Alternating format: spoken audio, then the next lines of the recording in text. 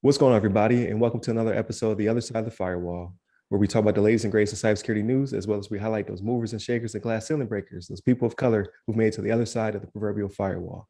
My name is Ryan Williams, and as always, I'm joined by Shannon Times. What's up? What's up? And LeVon Maynard. Hey, welcome to the show.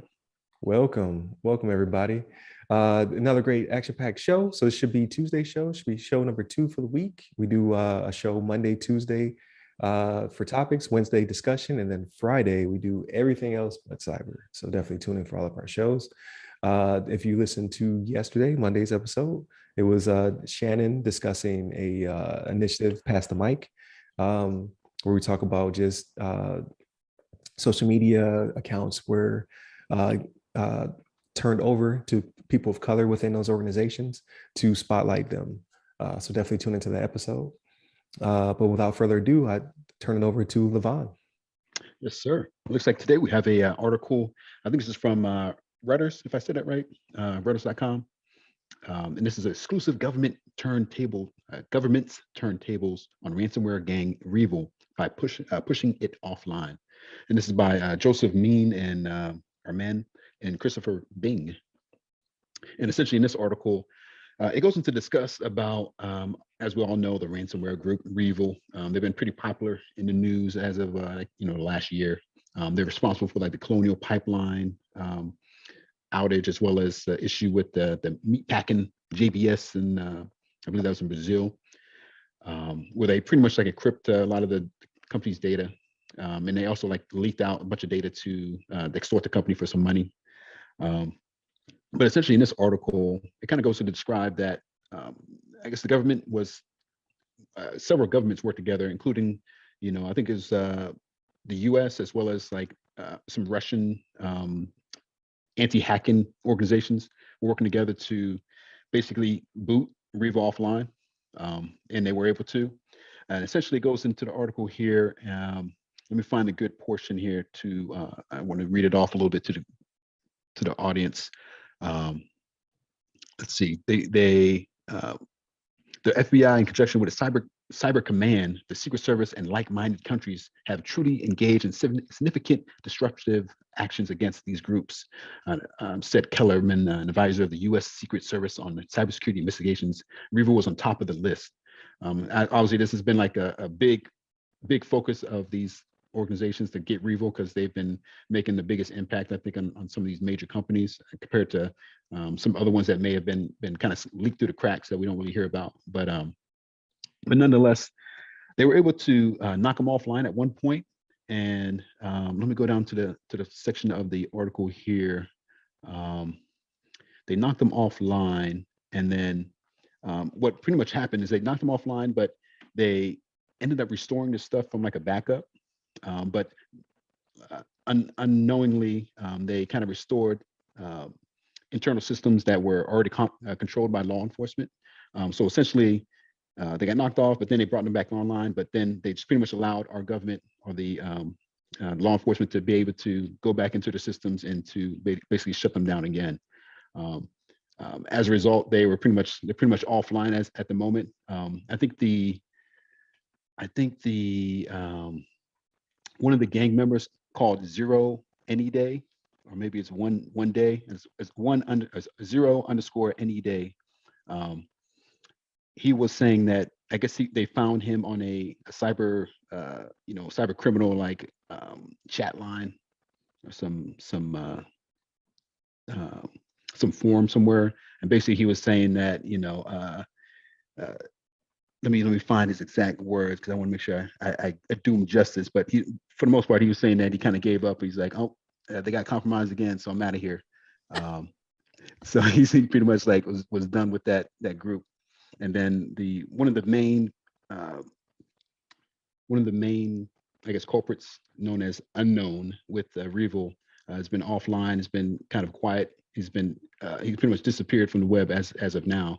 They haven't really heard much from him as far as like any kind of follow up to kind of I don't know, try to put out a good word, or try to save face as far as what's been happening with the compromised systems. But It looks like, we partnered with a Russian-led security group, a company called Group IB, and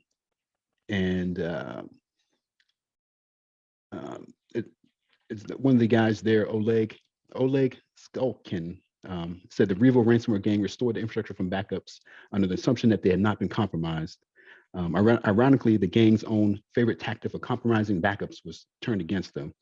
And that's basically what ended up kind of doing them in again. They used these backups that were already compromised. And this article describes that reliable backups are one of the most important defenses against ransomware attacks, but they must be kept unconnected from the main networks, or they too can be encrypted by extortionists such as REvil. So yeah, this is just like a pretty good article about some of the workings. I mean, I'm glad to see that we've been following up on these groups, and we're actively working together with other countries to try to shut them down and make sure that they're not following up and continuing to compromise our essential infrastructures and organizations.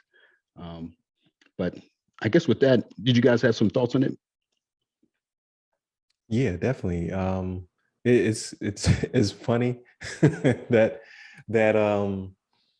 they knocked him down not once but twice. Like it's I mean, the irony is definitely there.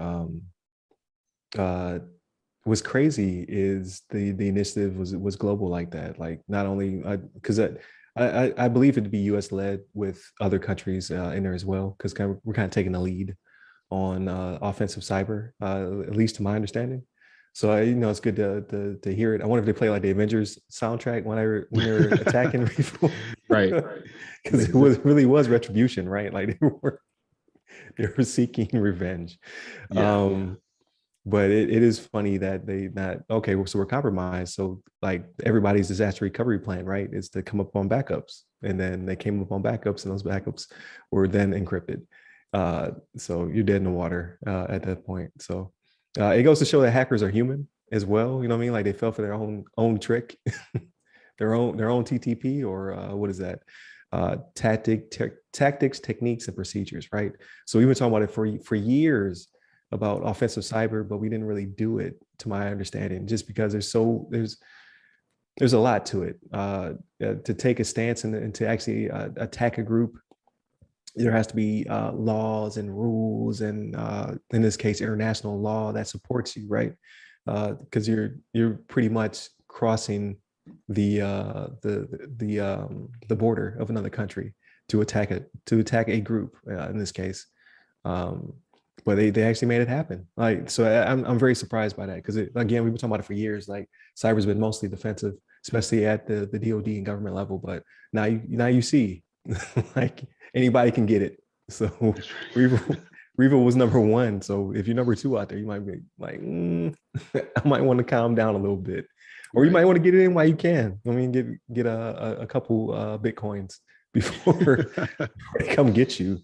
But as we saw in the past, like the Department of Justice, I believe, was able to recover Bitcoin. So that's also crazy. Nobody, to my knowledge, I have not come across an article yet that has explained how they did it, since the entire purpose of crypto is to be decentralized and to be untraceable. But they pulled like $2.5 million back. So be careful out there. not to warn the bad guys, but it looks like we're coming for you. Like with a particular set of skills, right? So I think it's pretty cool. What about you, Shannon? Oh man, got him, coach. Yeah. Got him. So look, the Colonial Pipeline was our Colson, right? As soon as they killed that, we went after. Oh yeah. That's when they formed, right? You mess with our gas, that was Fury's one good eye right there. So yeah, no, look, I love to see this, right? Like to get them twice like that is just like, oh, you thought you was better than us, right? Like we got you. Okay, remember them tricks you was doing when people bring up the backups that were bad? Got him. Got you again. You know what I mean? So this made me think about, this was several months ago, and I don't remember when we did the story on it, but remember when the DoD opened, they started using all those IPs again. Remember we had all those reserved IPs. Oh, right. Yeah. So I think this was one of the reasons why. I'm not saying specifically for REvil. I'm saying for entities like them. Like, I think that was one of the reasons that they were like, okay, we're going to get into the offensive game now because we're sick of people just, you know, I think we're just kind of sick of taking a diplomatic approach and hoping, oops, sorry about that, hoping you don't, hoping you don't do anything to us, right? So, yeah, this warms my heart right here. You know what I mean? Because it's Right. this should be a good deterrent, right? Now, granted, it could just be an inconvenience for some of these groups, right? They're like, okay, well, you know, storage is cheap. We'll go get some new hard drives, right? We'll go start it up again, go a different way, change our name. It's like going for bankruptcy, right? You can't use that same name again, right? You can't be Circuit City now. Now you got to be whatever the new name is. Right. You know what I'm saying? So, but yeah, hopefully this is a deterrent. I think jail time would be a better deterrent. Like if they were to actually find out who these people are, there's Right. zero any day or whatever, you know, if they find them and be like, okay, well, we got you because you caused, you know, this is the number we come up with. That's always an overinflated number on the amount of damage you caused, right? Like there was 10 cars that blew up because people were putting gas in plastic bags and putting them in their right? So we're gonna guesstimate it's like $25,000 a car right there, right? So that's $250,000, right? It's always stuff. It's always those overinflated estimates. Yeah, you know?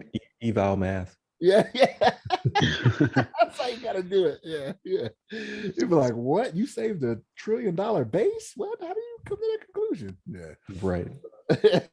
Yeah. But no, it's I love to see this stuff. And this is what we need to start. This is what we need to start doing more of, right? Like make them think twice before they do these types of things. And even though with REvil, even though they kept saying, well, they didn't keep saying, but they had put out a statement saying it was not their intention to cause the harm that they did for, was it the JBS one? I think it was JBS. It could have been a Colonial Pipeline, whichever. It was Colonial Pipeline, yeah. Colonial Pipeline, yeah. They were like, even though that wasn't our intention, like, we don't care what your intention is. Like, we got something for you, right? Keyboard warriors, mount up. But yeah, I love it. Yeah. It was a pretty crazy story because I saw the headline. I was like, we already know about that. So when I clicked through it, I was like, oh, this is new. Right. This is very current. Yeah, I think it's pretty cool. Like, so for me, I would think the psyops is like at an all-time high. Like if I was one of those key guys in that group and they compromise me to this level, I'd be very paranoid. Like, do they know where I'm at? Do they know who I am? Like, so I would disappear. Like, you know what I mean? I would get out the game. So I think just on that is a deterrent, right? How compromised are we? How much do they know about us for them to do us this way? I would think that they would be so paranoid they'll probably drop off for a while. But that's just me. Like I can't do jail. Yeah. I get paranoid hits real fast. Like, nope. Nope, no thank you. I'm out. I'm clean. Hey, now everybody's built for it. That's how it goes. Right. Right. Especially not international prison. Like, what is even in there? Like, what is an international prison? I've seen Jack Reacher and I want to keep all my fingers, right? The Czech, what was his name? Was it the Czech or I forget what his name was in the first Jack Reacher. But they translated to like human being or something like that.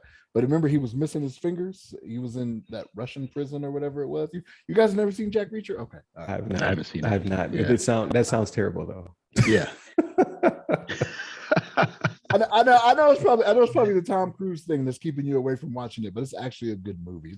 It's a series. I think it's a series of short stories. The guy did short stories or something like that. Yeah, I've heard good things. I have not gotten back to it yet. I told you about my whole espionage thing, right? The double, triple crossover, like espionage gets me. Once you double the cross, was it double cross it? Like I'm pretty much out. Now you can go triple cross it? Nah, no thank you. It's too much. I can't keep up. Right. That shouldn't even be a thing, right? Like it should be, wait a minute, you triple cross. Like, did you come back to where you were? Like, what happened here? Right. I was lying about the double cross. That's right. Still on your team. Yeah. I'm back, guys. I'm back. Hey, I was with you the whole time. Like not for me. But no, I thought it was a good article. Hopefully this keeps up. Again, I don't know who number 2 is. I don't even know if they disclose who the numbers are, right? For like attack purposes. But they're doing big things. Like they did the thing with the smartphones. Remember they got people to confess about crimes through It was the burner app. phones. It was they was giving them the They phones to the app. made a crime syndicate app, and now they're taking on ransomware gangs head on. So who's to say what's coming up next? Like I would be very weary if I were them. But Wednesday's discussion also not necessarily is about this topic, but just more initiatives by the administration. So definitely tune into that one as well. But with that being said, I think we've come to the end of this show. So I'm gonna land this plane. Hit up the website. It's www.theothersideofthefirewall.com. So you can tell our social medias. You can hit me up personally. I'm at RY Security Guy. That's RY Security Guy. I look forward to your questions. And LeVon? You hit me up on the Twitters at LeVon Maynard. There it is. Stay safe. Stay secure. You take care.